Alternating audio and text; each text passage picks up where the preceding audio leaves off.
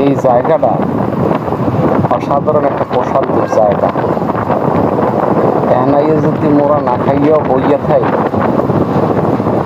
তাহলেও মনে হয় ভালো লাগে, কারণ বাতাসে আমি খাড়াই থাকতে পারবো না, এত বাতাসে। মোবাইলে যে আমি ভিডিওটা করছি, মনে করেন মোবাইলটা হাতে ঠিক মতো রাখতে পারিনি, এত বাতাস। এই মনে করেন রাস্তাটা নদীর মধ্যে কত দূর নিয়ে রাখছে। এই জায়গাটা হইলে চট্টগ্রাম কুমিরাঘাট। মতো দেশের অনেক মানুষ আছে, এরা হবে কি যারা টাকা পয়সা আছে, এরা মনে করেন দেশ বিদেশ ঘুরে বেড়ায়, দেশ থেকে বিদেশ ঘুরে বেড়ায়। কিন্তু মোট দেশের যে দেখার মতো জায়গা আছে, এগুলো না করে আগে দেশের না জানলে, দেশের না বুঝছে, এরা মনে করেন বিদেশ ঘুরে বেড়ায়।